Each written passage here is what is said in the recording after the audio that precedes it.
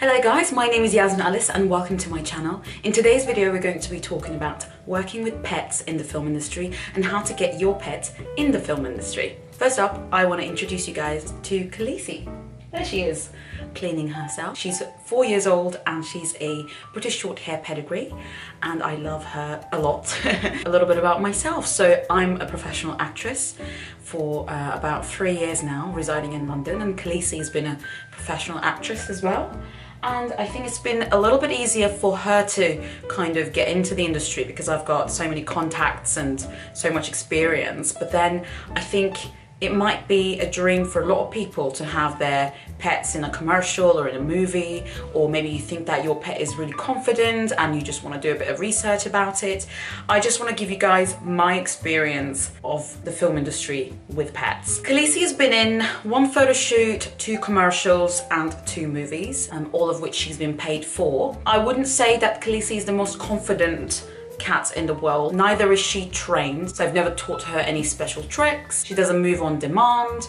There's none of that. I think I also need to make the distinction between working with dogs and cats. I've got limited knowledge about working with other animals on set as well. I wouldn't feel confident giving advice on that. So if you want to work, say for example you've got cows or pigs or llamas or whatever, like you want to have them in a movie set, you would rather want to rely on an animal agent that specifies on bigger or wilder animals. For dogs, it's usually very easy to get into the film industry, into commercials, because dogs are very much used to being outside their comfort zone. They know that they go outside into different foreign places, whereas with cats are extremely territorial and they don't enjoy being in places that they don't know. It's always very stressful for a cat to travel somewhere which is not their home and somewhere where they might encounter other animals. So if you've got a dog, it's a lot easier. What you need to do first off though, you need to decide whether if your cat or dog is a confident animal and whether if they like having their pictures taken. So I have realized when Khaleesi was a very little kitty that she just loved going in front of the camera, and every time I try and do an audition tape she would jump in front of the camera and I'd be like, oh my god, I have to start all over again. And I just decided to just do a bit of Google research and wanted her to get into the acting industry. And I found her first agent, so she's signed to an animal agency, who got her a small role in a commercial for Royal National Institute for Blind, which was like a April Fool's prank type of thing, which was a lot of fun. There we had 3 other cats, so this was our very first experience. Khaleesi was still young. Obviously, if your dog or cat is going to be the only animal in that particular commercial or movie, it's going to be a lot easier for you, but you can never guarantee how multiple animals are going to interact and get along with each other, and that's the risk that you actually have. If you've got a dog, definitely train your dog, definitely teach them commands, but with cats I think it's nearly impossible. I know a lot of people that are capable of training their cats, but unfortunately cats are not domesticated and they just don't want to listen to their owners. It's more like we're their slaves, we're their peasants, and they just want to do what they want to do. The most important thing that you want to make sure of is that, number 1, you get a pet agent.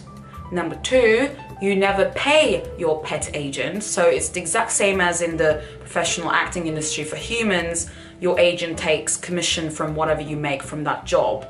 There's a lot of fake scam websites online where they say, okay, you pay us like £100, we open a profile for your animal and then we're going to take pictures of the animal, blah, blah, blah.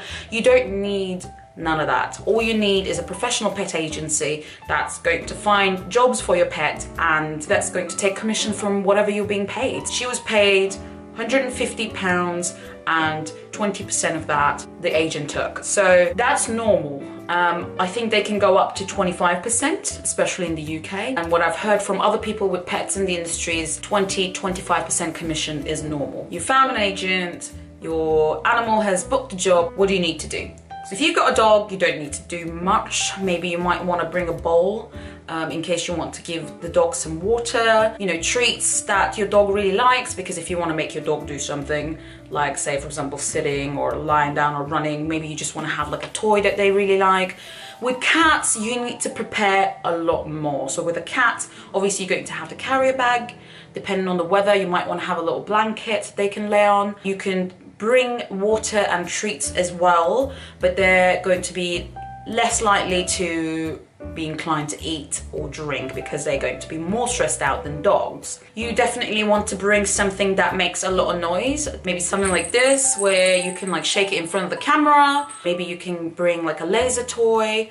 You can obviously bring their favorite treats and food. Some people, if they go for longer shoots, they will bring a litter tray because cats find it really difficult to go to toilet if there is no litter tray. They are kind of embarrassed, let's say, to go to the toilet in the middle of the room.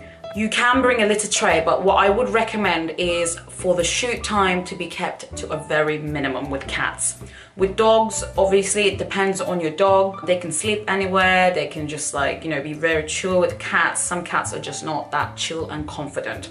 Now obviously you have seen movies where there's like dogs and cats and all that, and those cats in movies where they add CGI effects and make them speak, those cats are very special talents, and those cats are really difficult to find where they can be in feature films, shooting for long periods of time and behaving on command. That is a rarity. So with Khaleesi, I guess, when she's in front of the camera, she really enjoys being a center of attention and posing. I'm not sure if she actually understands what's going on. I know when she's happy from her eyes because she'll be like purring or like closing her eyes really slowly and stuff like that. So I know for a fact that she's happy when she's filming or shooting and being the center of attention. It's really important for you to have a really good bond, a trusting bond between you and your pet as well, because when you're in a place where there's studio lighting, there's cameras, and there is all these people running around and directors shouting and stuff like that, you just want to have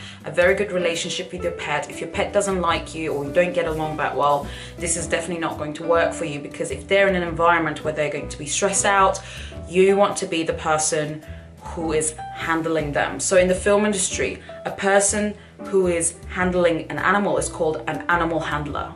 The obvious. I would never allow Khaleesi to work with a different handler. I need to be hired as the animal handler. Having mentioned being hired, I would also recommend not doing anything unpaid. Obviously, you might want to have some professional pictures done of your pet.